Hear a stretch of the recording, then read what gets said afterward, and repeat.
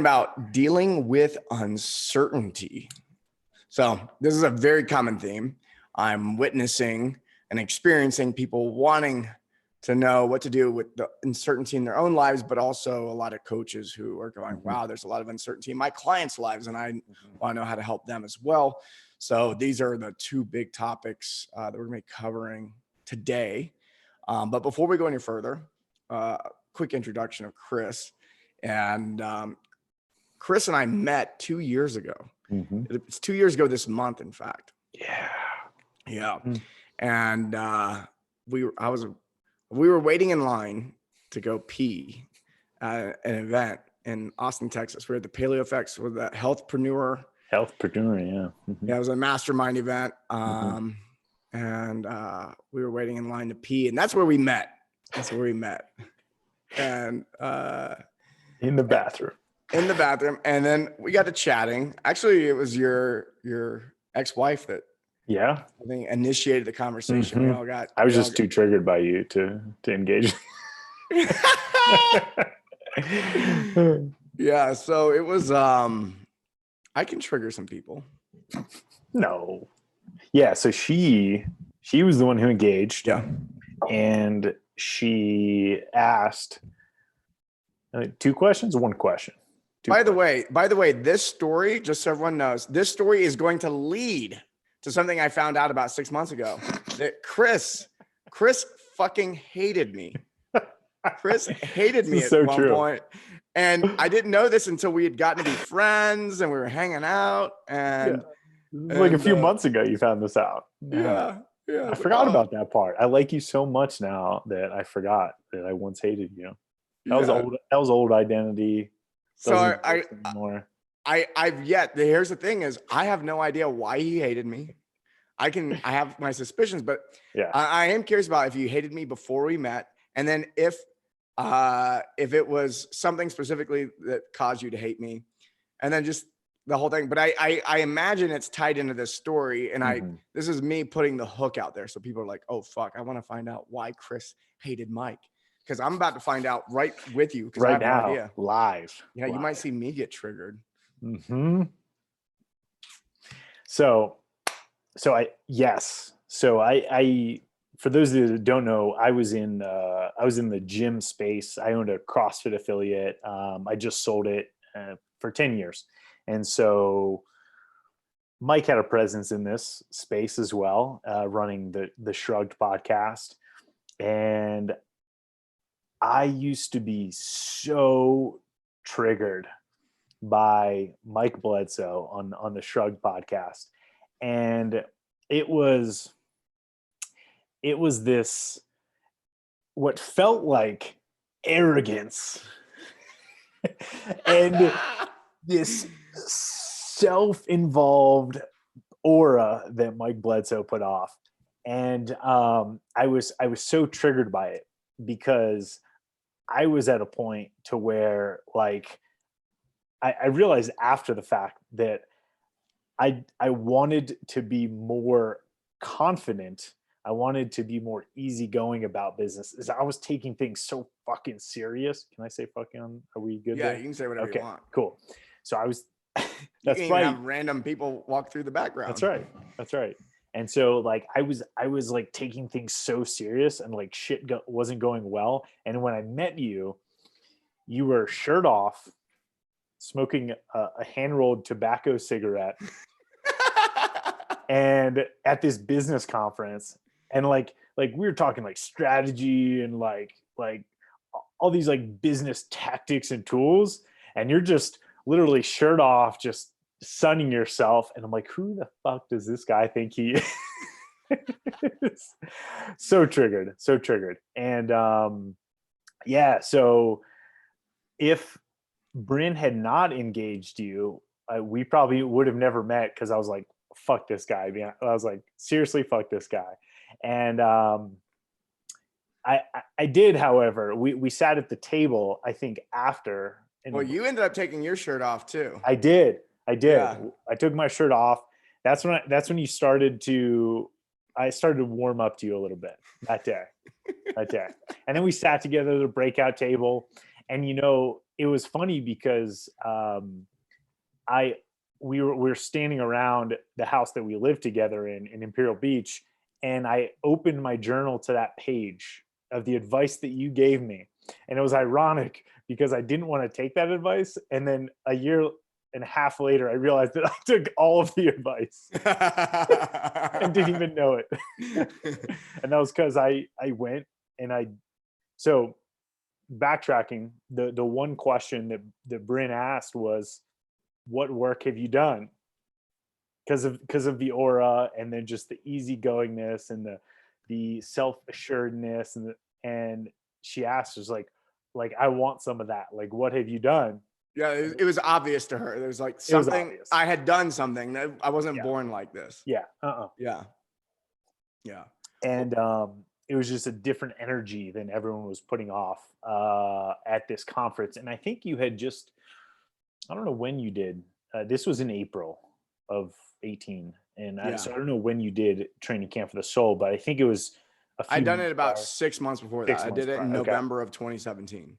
Okay. Is when I worked with a knot. Yeah. And so So yeah. Go ahead. yeah, so I worked with a knot, and then we changed. She was doing a program called Journey to Love. I said, that's not going to work, and this is more than that. And so we changed it to training camp, started working with her, started training camp for the soul. And that's what I told Bren and Chris. I said, training camp for the soul is what I did. Fast forward to today, Chris is now the CEO of Training Camp for the Soul. Funny how that works. Yeah, funny how that works. He went from being triggered and hating me to running the company that caused my transformation. Yeah. And mine too. Yeah, exactly. Yeah, exactly. So what I want to know is before we get because here's the deal is we're going to be talking about uncertainty. And I know that people learn the best through story. And so can you describe to us where you were at before Training Camp for the Soul? Like, describe to me what business was like, and then what type of uncertainty you were facing then. And because uncertainty is nothing new. Yeah. People's perception of uncertainty has definitely shifted in the last month. And that's why we're talking about this right now. Yeah. And you took in the last year, I've witnessed you take so many, what other people would consider to be risks. And you did things that other people would consider to be crazy for the purpose of stepping in and following your heart and trusting that the universe and that things were going to work out in the best possible situation. And would you say that your life has been, because of all these things you did that were fucking scary, that were uncertain, that you're living a much better life now, something that's more fulfilling? Exponentially more fulfilling, for sure. Yeah. So yeah, tell us where you were at. Let's rewind a year and a half ago. So after we met, and then where was your business and where was your mind? Yeah, I'll rewind a little bit previous to that because it's part of the story. I had been in business for about 10 years as an entrepreneur. I'd built a gym and built it to run without me completely, which is a dream. At a CrossFit gym. Yep. Yep. And then I had also started a meal delivery company, April 14. And I also sold that one too. But at that time when I met you, I had grown it to be very profitable. It was successful on a local and a regional scale. And in 2017, I made a massively ego-based decision to scale it nationwide at the end of 17. And when I met you in April of 18, it was going the worst I imagined it could go. We were doing a lot of revenue. We're doing about 7 figures in revenue, or almost, but we were not making money on every package that we shipped out. We were actually losing money because of marketing costs and packaging costs. And so at one point, I think around that point, like I was personally, because I actually self-funded it all. I didn't take on investors, and I was personally losing about $2,000 a day. It was like the most stressful time in my life. Yeah. Sounds terrible. And, like every time, like I would go to bed, I'd be like, oh yeah, it's another $2,000. On. Yeah. And so, so it was incredibly stressful. And so there was so much uncertainty in my life because I had basically poured all of what I had built in 10 years into this, and it wasn't going well. I trusted a lot of people in the process that just didn't come through. And so I was really at what I would call rock bottom, emotionally and mentally. And fast forward, I meet you at this conference, and then end up having a call with a knot discovery call. And I was so resistant at that point because I didn't see that the common denominator to all these decisions and everything that was happening was me. Because I wasn't fulfilled in my relationship. I wasn't fulfilled in my business. I wasn't fulfilled in my life, mostly because I was working 80, 100 hours a week, and like my business was my life, and I wasn't fulfilled there. I had no social life outside of that. My health was deteriorating. Like I'm here owning a gym and a healthy meal delivery company, and I'm stressed out. I'm not sleeping. I'm putting on weight. I'm not even working out anymore. And all my energy is going to this, and I'm just miserable. And so I have the discovery call, and I can't see the connection that like the common denominator in all of this is me. And so I resistance. Finally, I have what I call the turning point. I have a breakdown. I'm driving back from Thanksgiving with family, and I'm driving home, and I just have this emotional breakdown. And my then partner was in the car, and she was going through the beta version of Training Camp for the Soul's virtual program, and she's like, "I see everything." she had just finished it, actually. She's like, "I see what's happening here," but just like all of us, we can't be told what we need. We have to figure it out on our own. So me finally breaking down with all the uncertainty of life, uncertainty of my finances, uncertainty of my relationships.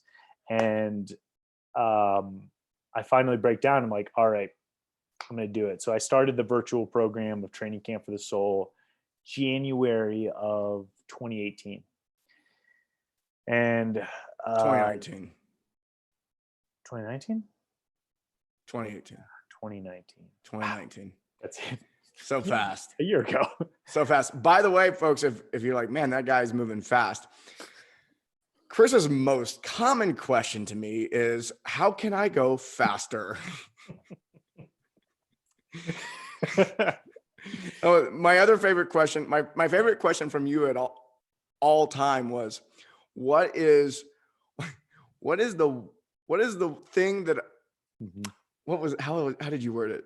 What's the one thing that you don't think I'm ready to hear, or something like that? I'm like, well, that's dumb. Yeah, I know. I'm like, what's the one thing I'm not ready for, but you want to tell me, right? You're not ready.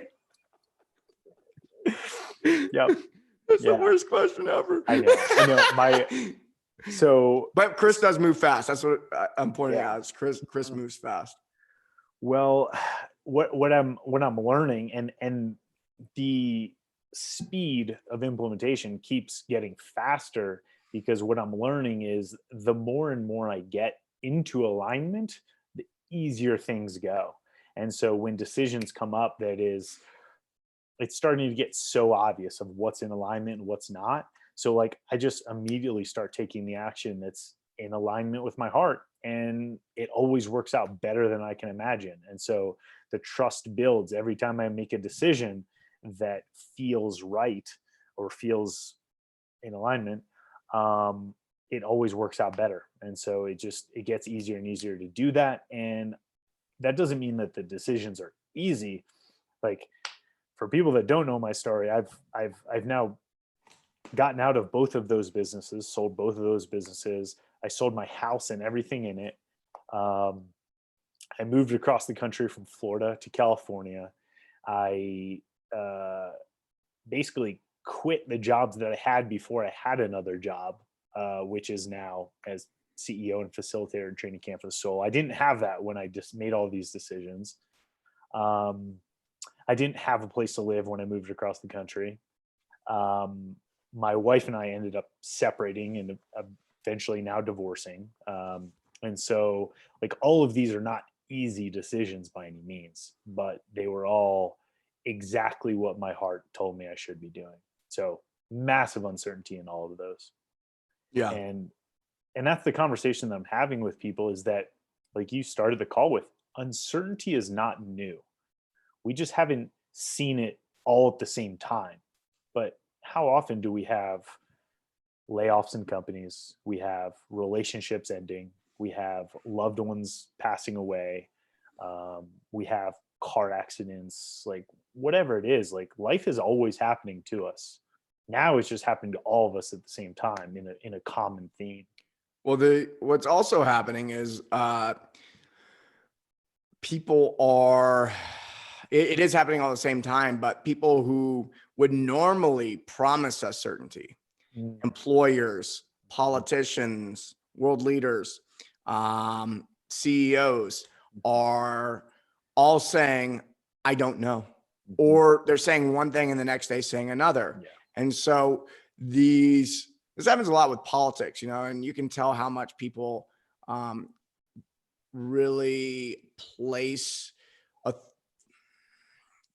the certainty of their life on politicians by how worked up they get over what's going on in politics in the first place.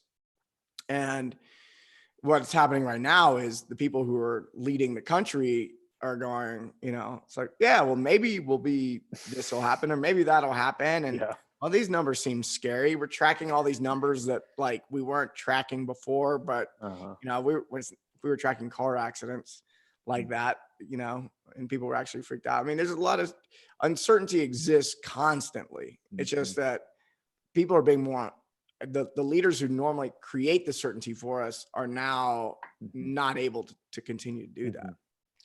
We were seeking a lot of structure from outside in. Like we're seeking structure from all these other things that have been built around our life and around ourselves. And a lot of those things are breaking down, and we're realizing that like real structure, real certainty comes from inside out. Yeah. And we can create it that way. But most people's lives it was frail. It was based on things that were like created for them. And now people are having those things shattered. And if you're finding it outside of yourself, that means that someone else can take it away. Exactly. If you have it from inside of yourself, nobody can take that. It's like a lot of times people talk about freedom this and freedom that. I'm like, how about we work on the internal freedom? Because it doesn't matter what happens out there. Like I have my own personal freedom. And for someone who doesn't know what that, if they think I sound like I'm crazy, you just haven't had the experience yet. You don't. Chris 2 years ago would have looked at me and like I was crazy. I thought you were crazy. Yeah, myself 10 years ago would have slapped me in the face and said, "What a crazy old guy." But these structures we're talking about, I'm having to, or not having to. I get to create all these new structures inside this new lifestyle that was gifted to us, and it's been a really fun project.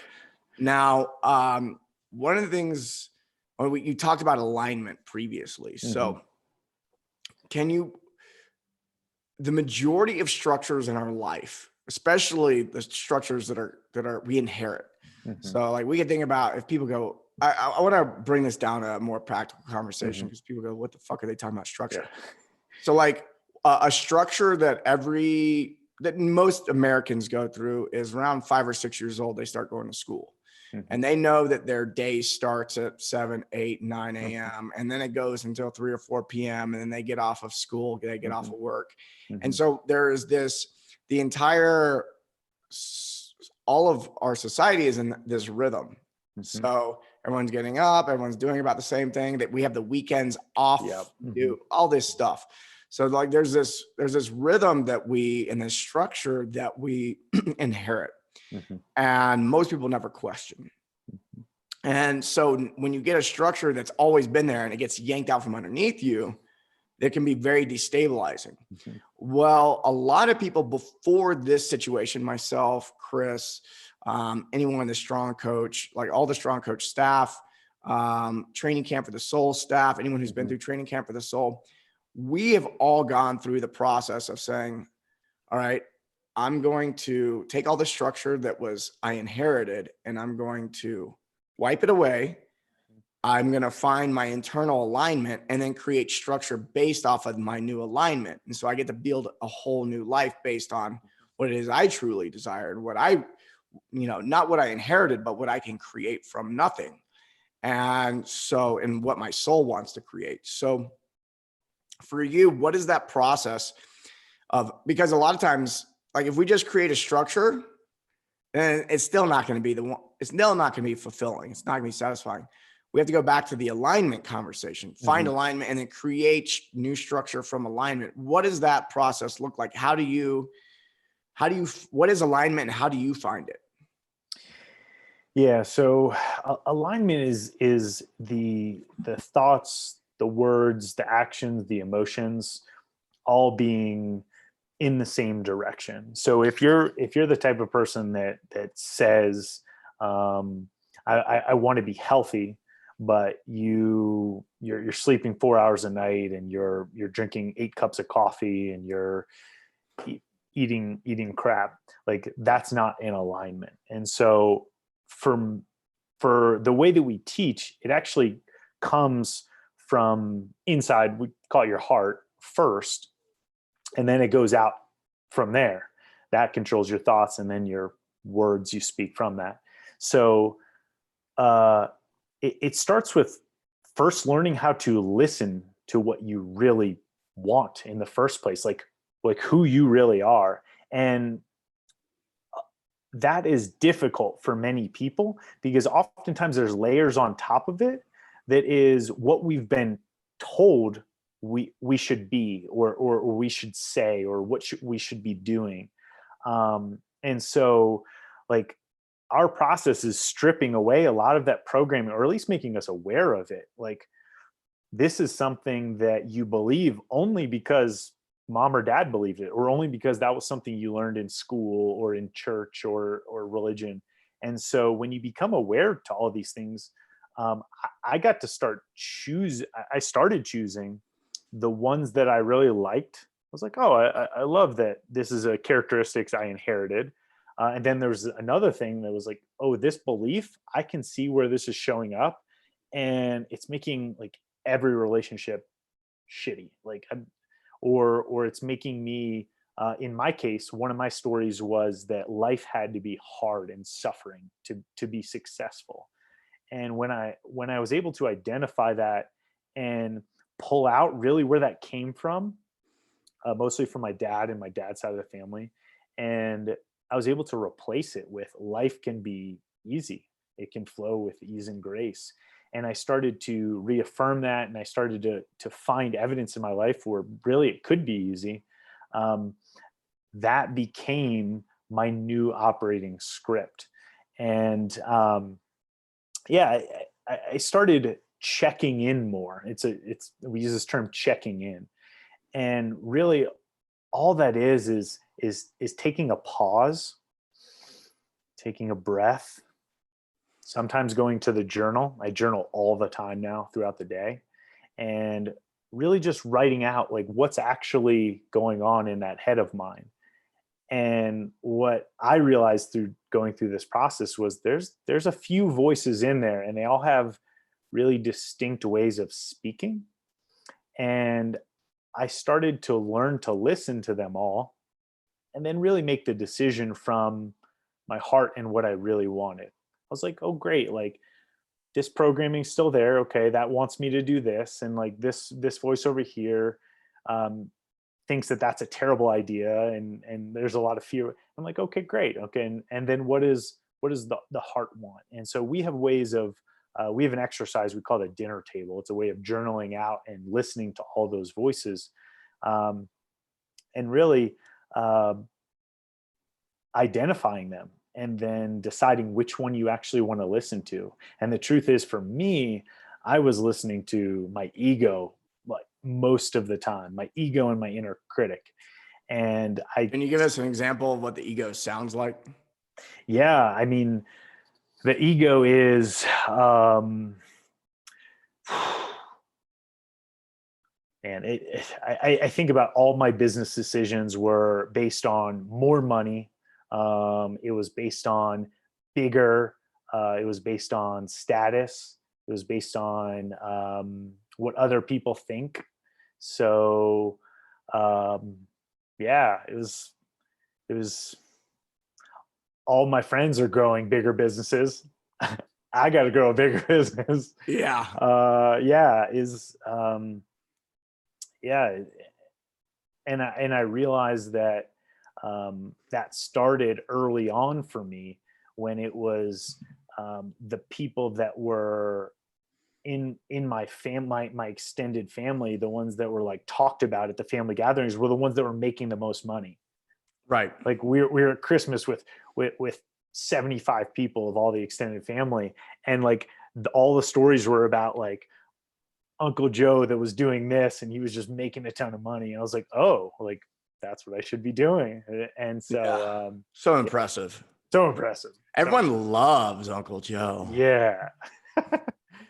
um, so yeah, and what's the concept that is underlying all of this is all these voices, all of this programming is, it's not who we are. It's not our identity. Like that's not me. That's just what I've learned and what I've been doing. But just because I learned it, like I can also unlearn it and relearn something new. And that's exactly what I did. And what we do at Training Camp for the Soul is we teach people how to unlearn the things that they don't like and relearn something else that serves them. Yeah. And now's the time. Unlearning parts of your identity and then relearning. That's some deep shit, man. That's a thing that like most people, Yeah. I get in conversations a lot. And one of the things that I love meditating on is what is actually, what can I unlearn and learn new? And the thing is I've gotten to the conclusion that I can learn and unlearn anything. Nothing is set. Nothing is set. But here's the thing is my mind is limited on what that means. Yep. I can say that verbally. Mhm. And so because I've been meditating on this unlearning and relearning anything for years, I keep on finding new layers of it. I go, oh shit, I can unlearn that. That too. That too. Oh my gosh. Like things that are super deep cultural learnings, things that everybody agrees on. And then you see where it comes from and where that started culturally. And you go, holy shit, that is just, that's not really like that's reality because everyone is agreeing on it. But if I disagree with it, I don't stop being here. Yeah. So it's, and then not only that, if I try on believing something differently, what's my life look like? Oh, it got, I actually like it better like this. And then, so then you may end up being considered a crazy person to some, to the vast majority when you go through this practice. But when you get to that point, you don't give a fuck. Right. Yeah. You're like people think you're crazy. It's like, yeah, okay. If me being crazy means I can travel the world at will, I make enough money, I'm surrounded by people I love and they love me, deep connection I didn't even know was possible. Like, when I work, it's the most fulfilling thing. Like I'm in one spot right now. I'm used to just bouncing all over the place. And at first I go, my lifestyle is changing. how am I was curious. I'm like, how am I going to respond to this? I haven't been told to stop and stay in one place Yeah. and years. I mean, maybe my whole life, I would say, since the military was the last time I was told I had to do anything. And I'm going, well, how am I going to respond? I don't know. And it's like, it's the best time ever. Awesome. I'm like in a house with my ex-wife and one of my buddies, Ben, and we're just working and doing breath work and working out and seeing sights. And yeah, man, it just ends up being awesome. Yeah. And I would not have been able to have that experience before. I would have, years ago, in this situation, I would have been bored. I would have been scared. I would have been stressed. I would have been watching lots of Netflix. Yeah. I would not have been getting good sleep. I would have been having to smoke lots of weed just to fucking pass out. Yeah. What would Chris 2 years ago would have done in this situation?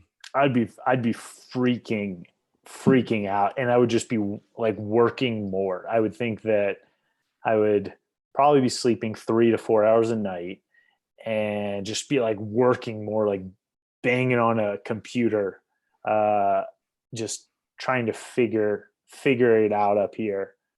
Like, it's got to be there. Like I got to just do more. And all the while just been in fear, like fear and anxiety of like what's going to happen. Like my life's going to end. Yeah, that's the repeating story. Like it's all going. Yeah, it's going to come crumbling down. Crumbling. Well, what happens if it crumbles down? Yeah. Oh shit. Yeah. Turns out it can be awesome. Yeah, I think you're in the same camp as like impending destruction is on the horizon. You're like, fuck yeah. Like, fuck yeah. Everyone else is like, what are you celebrating? Yeah. Can't you see? Can't you see? It's like, yeah, like last time I experienced destruction, it was pretty fucking cool. It was fucking great. And now it's just giving to me another level. Like if it was this great with what I chose to do, like this is going to be amazing. Yeah. And going through these processes are emotionally demanding. And it's the unlearning is a destructive process, right? And so when we talk about destruction, we can be talking about unlearning. It can feel destructive. For me, when I think about the definition of learning equals behavior change. And unlearning would be undoing a behavior. So if you truly unlearn something, the result of that is your behaviors changed. And if your behavior changes, your environment changes, your relationships change. Everything changes the moment that you stop behaving a certain way or start behaving a new way. And so what that means is things that were happening will stop happening. And for a lot of people who are used to you behaving a certain way, they're going to see that as a destructive process. Yeah. There's also certain things that just go away that were part of the way life was, and you don't know what it's going to be replaced with. And it takes a lot of trust to know that it's going to be replaced with something. Yeah. And if you're living in alignment, it's going to be replaced with something that's in alignment. And it's easy to intellectualize that. But the emotional experience of going through that unlearning there's a lot of, for me, it's a lot of grieving. A lot of grieving. And then there's a moment of anger at myself for having believed that in the first place. And then there's forgiveness. And then there's maybe more grieving. And then there's laughter and, orgasm. And it's like, oh. And then it's like, I never have to deal with that again. Yeah. I never have to do that again. And I never have to do the thing that I thought was exactly how the world was and how I was. But now I see that it's none of that. It's fun. Yep. Yeah. and everyone wants to, like, I've had this conversation 100 times, maybe with friends and people that knew me before and have seen this massive shift. And the question is always, okay, so how do I get that without giving up?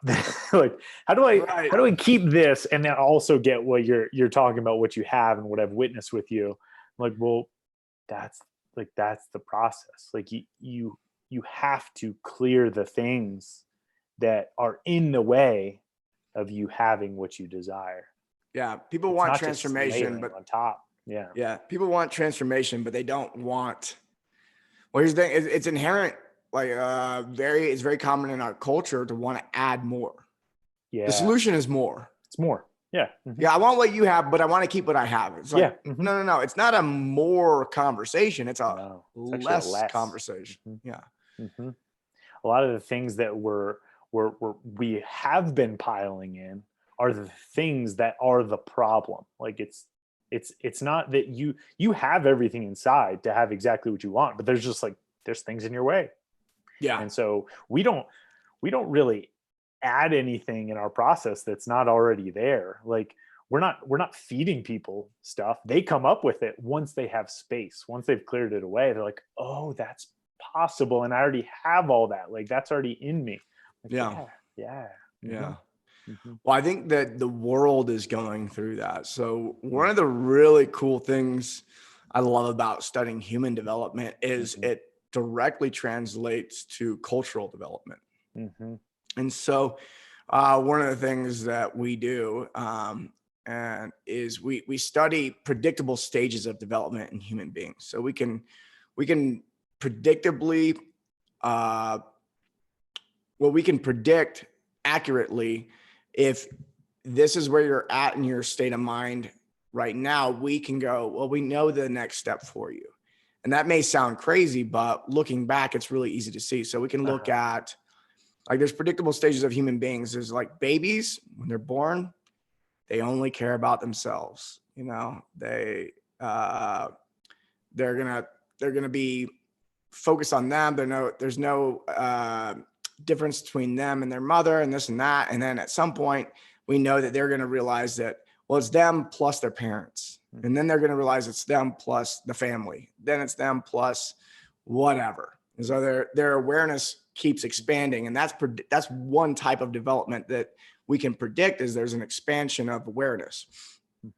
And so, in consideration, most people stall out at a pretty early age, for a lot of things, but that's what we're here for. But the same thing, we can look at culture and go, it is actually the same types of behavior that's happening culturally as it is for humans. And we know that these stages of development are marked by what we were calling destruction or unlearning. And so what we're witnessing in the world right now is an unlearning process. It seems destructive. And it's hard when you're inside of the destructive process. Things are shut down. People are dying. There's a lot of fear during the destructive process, because what we fear is what we don't understand. And you can't understand what you've never experienced. And so we've never experienced this. So the entire culture is experiencing fear right now. And we're inside this destructive process. And so for guys like Chris and me, who have been through countless encounters with destruction for the purpose of doing something better on the other side, it's obvious. It's like, yeah. And there's a level of comfort that we get to enjoy because we've had this experience of, we call unlearning, destruction, death, ego death. There's all these things that are commonly referred to as individuals that are being experienced on a collective level right now. So for all of us as individuals, it can be scary. And I've experienced moments of fear in this. And then I go, oh yeah, this is just like my own transformation. The world is going through a transformation. Cool. Now it's a celebration. Right. That makes it easy to work. It does. Yeah. Yeah, it does. And it's not, and you can celebrate while still not knowing what it's going to be. And that's one of the practices that I took on when I was I was in the middle of a lot of the destruction, and I didn't know what it was going to look like. And what I started doing was I started saying thank you for the destruction, because I know there's going to be a gift. And the sooner I started saying thank you, the sooner the gift would show up, because I was looking for it, as opposed to, it's all like, if you think it's always going to be destruction, you're going to continue to see destruction. But if you can start saying like, thank you for this, like in the case of a lot of people like, with work, like, thank you for this. Like, I fucking hated my job. Like, Yeah. I didn't want to be going every day. And so, yeah, wow. Thank you. Like, now I have an opportunity to see things differently. And that perspective shift to what could come out of this that could benefit me is just a different perspective than most people have. And people are being forced into it now. So. Yeah, there was shit, man. I think I threw a note. Oh yeah, I did a little voice recording last night. I was driving down the road, and the idea of something about voluntary versus involuntary detoxification. And so so detoxification is just when the body has been overloaded with something that doesn't belong there or doesn't bring health, and now it needs to do something extreme, to do something out of the ordinary in order to flush it out, right? And so a lot of times when people get the flu or they get the cold or whatever, it's actually what we look at as the flu, the symptoms of the flu are actually a detoxification process. Yeah. And healing process.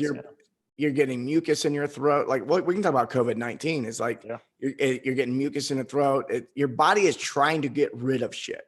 Yeah. And if it can't get rid of shit fast enough, then it can kill you. So it's a detoxification process. And so to me, there's, all right, how capable is my body of detoxifying just regularly, like normal health? And then how much exposure to things that I need to detox from are building up in the system. And then, and so those are the two big things. And the same thing we can say with culture, with society, is what have we, what I think is we're not very robust in our ability to handle that. And then we're not, so we're not healthy. It's not a healthy society. And then things have built up, and now this is where we're at. So like the economy is also going to suffer in some ways. Things are gonna have to shut down for a period of time as the earth, the planet, and I can talk about it, the human race detoxes. So we're having a big detox phase. But here's the deal: is for those of us who do a really good job at taking care of our health, we choose detoxification. So there's voluntary and there's involuntary. 99% of the population waits until there's too much and the body says, fuck you, I'm detoxing you. And now you're miserable in bed and you can't get out. And that's what's happening to the whole planet right now. And then there's voluntary detoxification. There's fasting. There is cutting out certain things. There is, you could sweat it out. You can do combo. There's like we do combo to detox our organs and our body. And I'd say between like fasting and combo, there's like two really easy things that we do that are detoxifying in nature. There's a lot of other stuff. And a detoxing process is uncomfortable. There's hardly ever anything comfortable about detox. The difference is when you choose detox, you get to choose when you do it. It's on your schedule. It doesn't interrupt something. It's not a surprise. And it's usually shorter and less uncomfortable than when you wait. And so what we're experiencing is society is going through an involuntary detoxification process. And those of us that have done a really good job of detoxing regularly are more able to withstand. So when I talk about detox, I'm also talking about mental detox, emotional And emotional detox. too, yeah. There's mental, emotional detox, physical detox, but I think people will really be able to understand what a physical detox is like. That makes sense, but mental and emotional as well. And that's a lot of the work that we do. And yeah, the world is going through it right now. So I don't know how long it's going to take, because sometimes when you get sick and it's an involuntary detox, it can take weeks for an individual or months. And we'll see how long it takes for the whole world, because I don't think we've had an involuntary detox in a while. Yeah. Yeah, you're right. I mean, it's easy to relate on the physical. But when you talk about culturally, like as a whole worldwide society, like there's not much data. No, it's not as much. No. Yeah. Well, getting everyone to agree on doing a detox would be a little tough, you know? Yeah. But there have been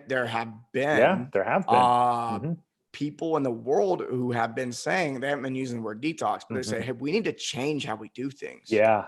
This isn't good. Man, I've been saying that. I speak to it all the time about how unsustainable, that's how I refer to it, is like, how unsustainable is our lifestyle individually and as a culture. Yeah. And that's the thing about being unsustainable, is there is a time when it becomes unsustainable, not sustaining. And now it's not sustaining. Right. So we get to shift. I think it's a gift. For a lot of people. And when you talk about sustainability, there's adaptability. People who are choosing to adapt from moment to moment, and people who would rather ignore. They get those pings and like, fuck this, I'm not going to change. I like the way things are, even though like the warning signals are coming. It's like, don't bother me. Life is good. And now it's like, fuck you.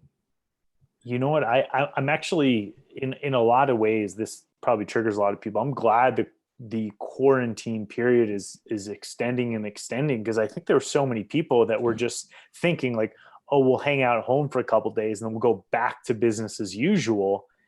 And the business as usual was the problem.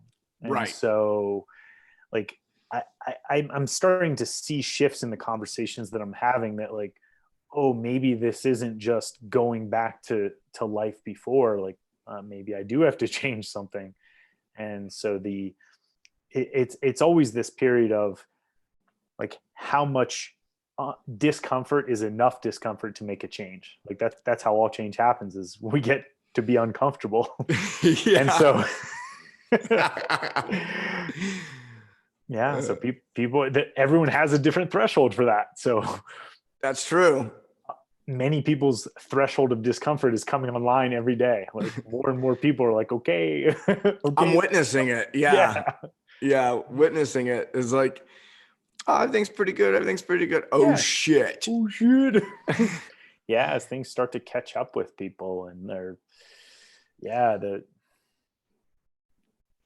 it's like both, like internally, like you can only sit on the couch and watch Netflix and eat ice cream for so many days until you're like, oh shit, like maybe this is life now. Yeah, and that's not cool. It's not cool. Yeah. No, you run out of Tiger King episodes and you're done. Yeah. Have you watched any of that? Oh, I did. Admittedly, I did watch it. I watched the whole thing. The whole thing. I was stoned. I was too. Some Jumbo. I had some Jumbo. You had some Jumbo spray? Yeah. Dude, Jumbo spray is getting people through hard times right now.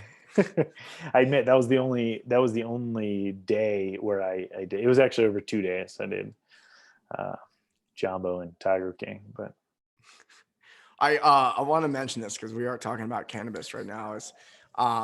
It's a lot of fun. It can be very insightful. It can be very healing, and it can also be a great substance to numb out and ignore things. So it's a distraction.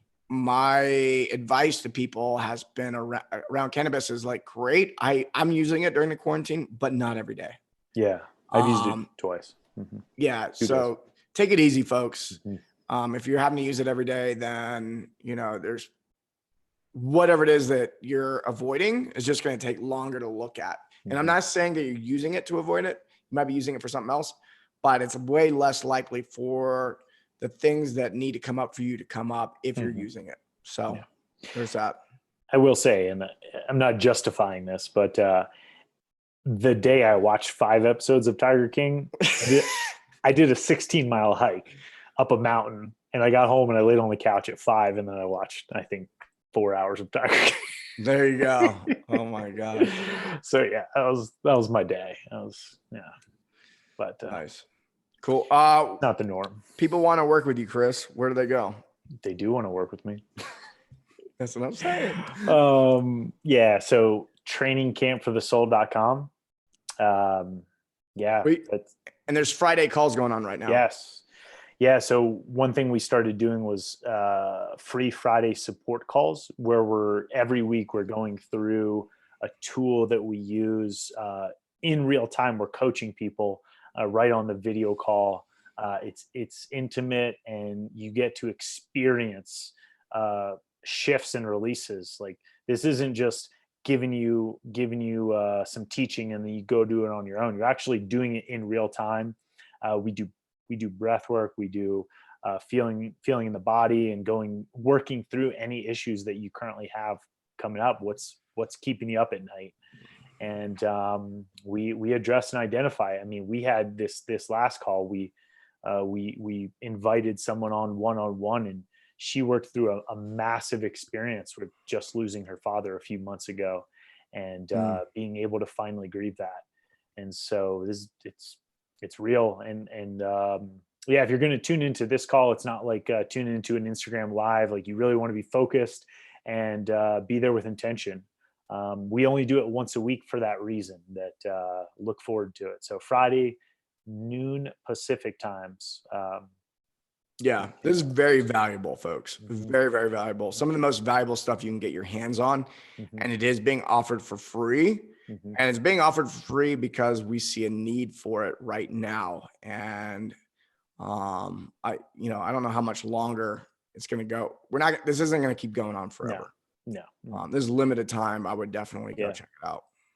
Yeah. And we're like, right now we see that this is a time of uncertainty. People are seeking help and support. And that's why we're offering the support calls. And then also we have our virtual program that we're offering, like easy payment plans, like things that are super simple, because there's a lot of uncertainty around finances too. So we're making it as easy as possible to do this work. I did the virtual program, like version 1.0. We're on like version 3.0. It's incredible, like what people get out of this. So yeah, plenty of options to work. Awesome. Thanks for joining us today. Thank you for having me, Mike. I love you. We'll be talking soon. Love you too, brother. All right, man. All right. Thank you.